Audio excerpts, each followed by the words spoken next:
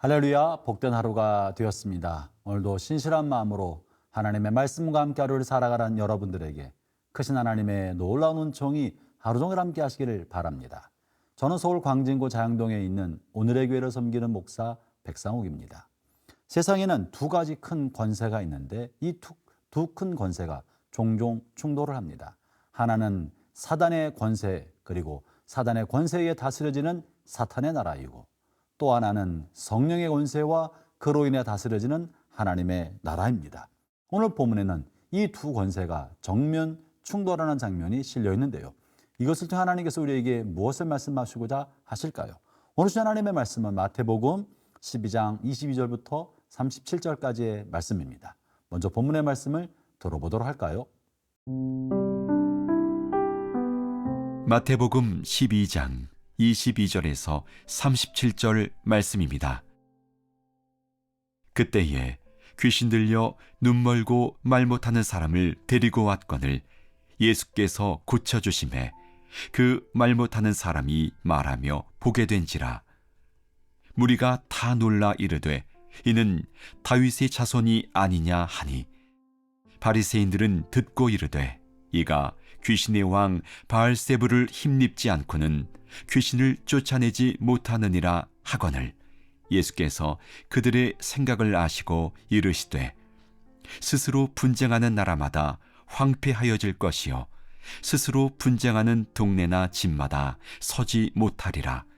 만일 사탄이 사탄을 쫓아내면 스스로 분쟁하는 것이니 그리하고야 어떻게 그의 나라가 서겠느냐.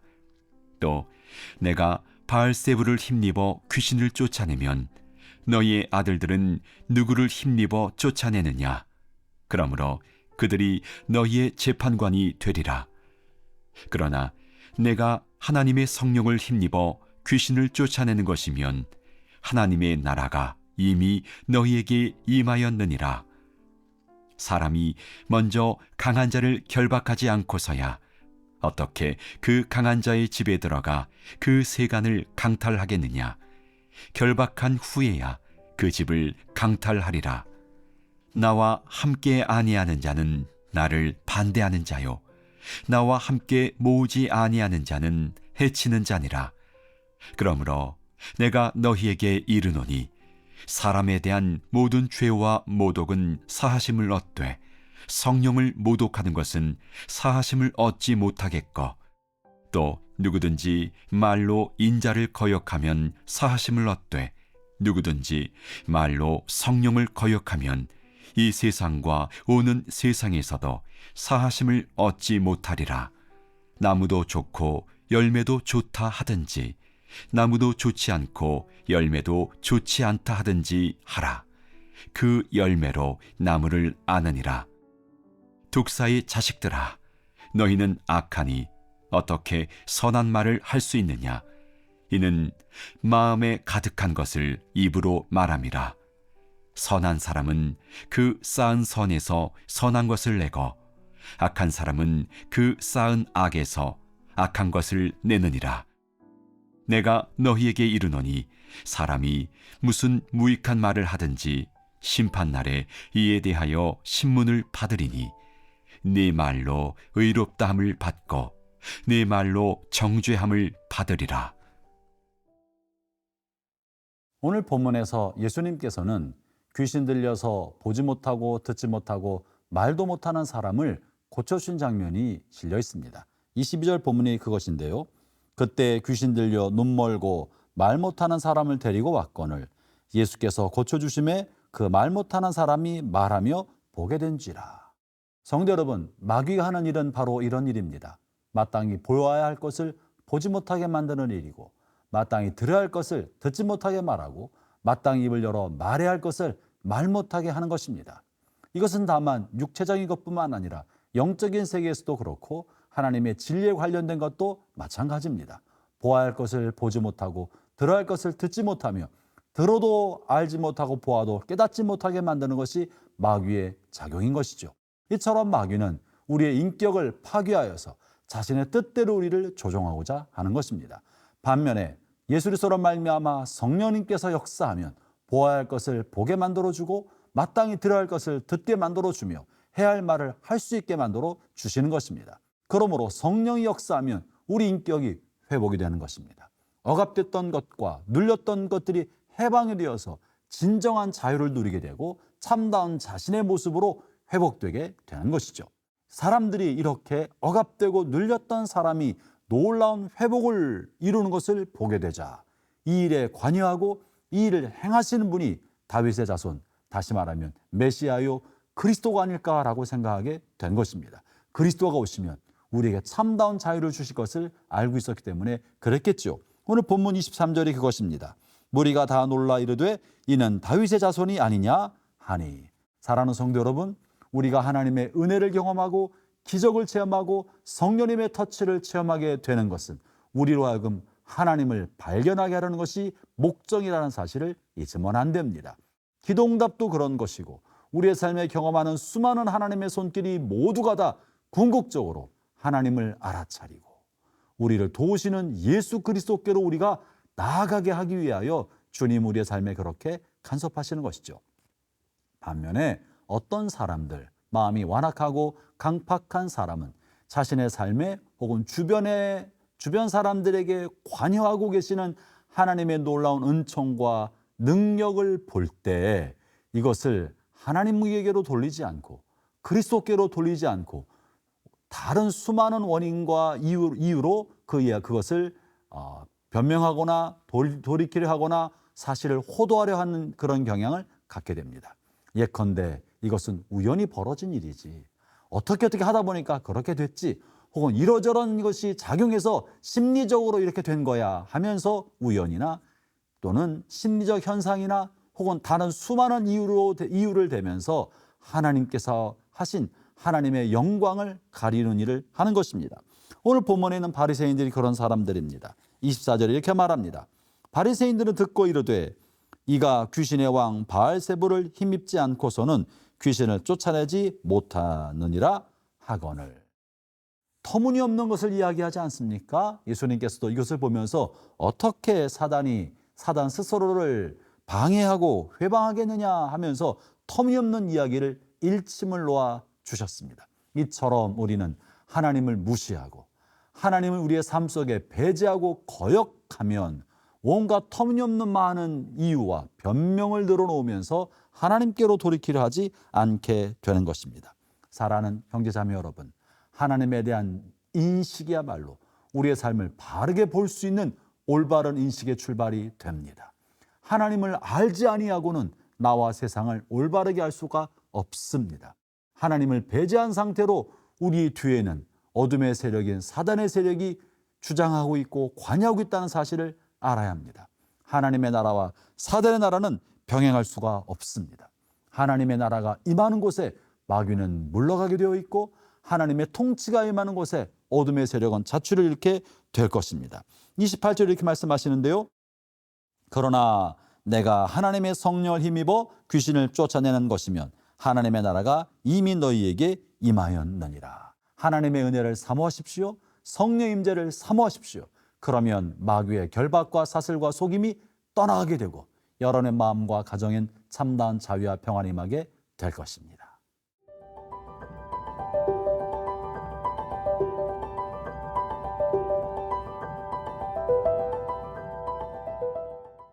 바리새인이든지 또 주변에 있는 사람들이든지 누구나 다 하나님의 이름을 빙자하여 예수님을 판단했습니다.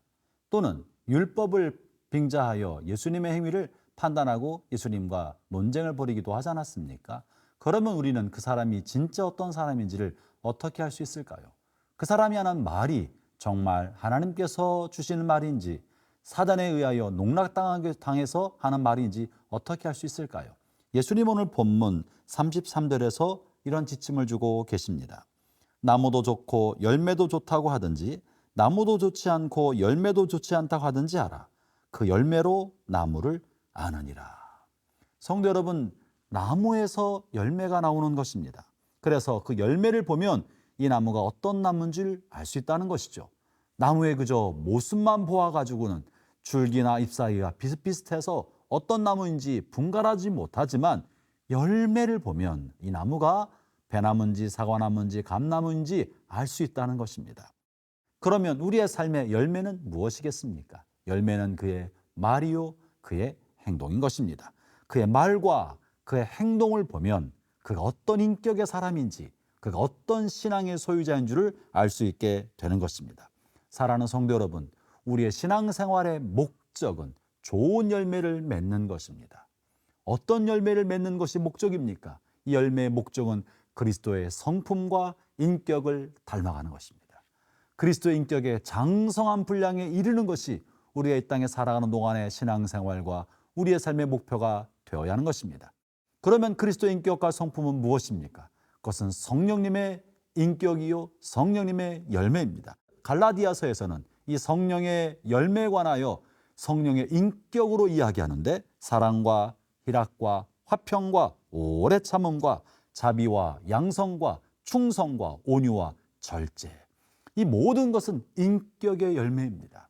그가 그리스도의 사귐과 하나님의 은혜 아래 성장하고 올바르고 건강한 신앙생활을 해나가면 그의 말과 그의 행실이 이와 같은 성령의 9가지 열매의 결실을 갖게 될 것이고, 이것이 바로 예수님의 인격과 성품이 되는 것입니다. 성도 여러분, 저는 여러분이 교회에서 신앙생활할 때 기도도 많이 하기를 바랍니다. 말씀도 많이 읽기를 바랍니다. 1년에 1독, 2독, 3독 성경도 여러 번 읽기를 바랍니다.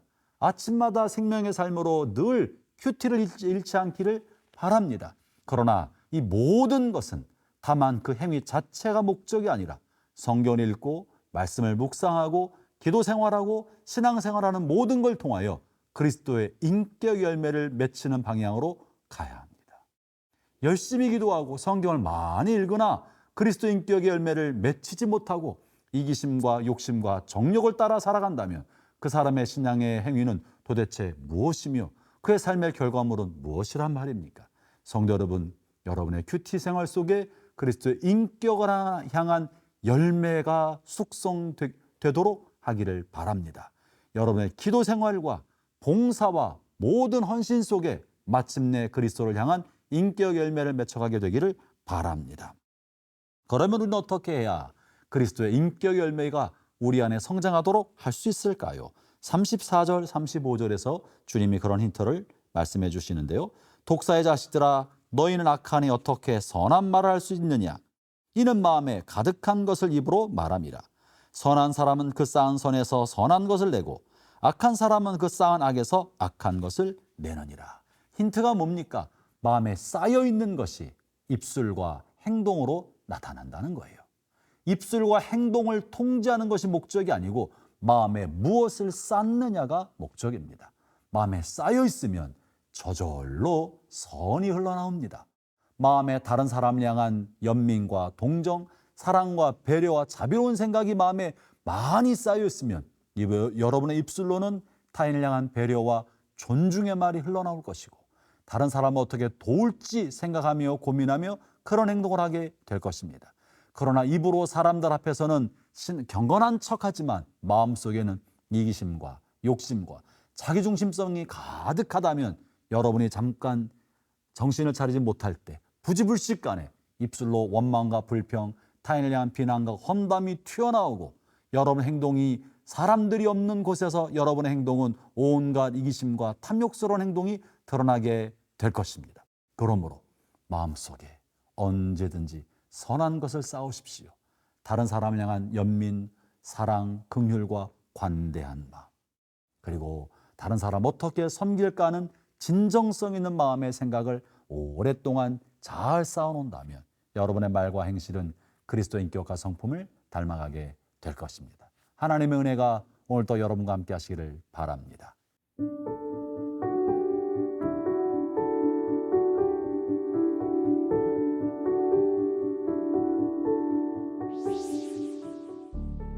하나님 아버지, 주님 우리를 불러 하나님의 자녀로 삼아 주셨고 주님을 닮아가는 사람으로 삼아 주시니 감사합니다.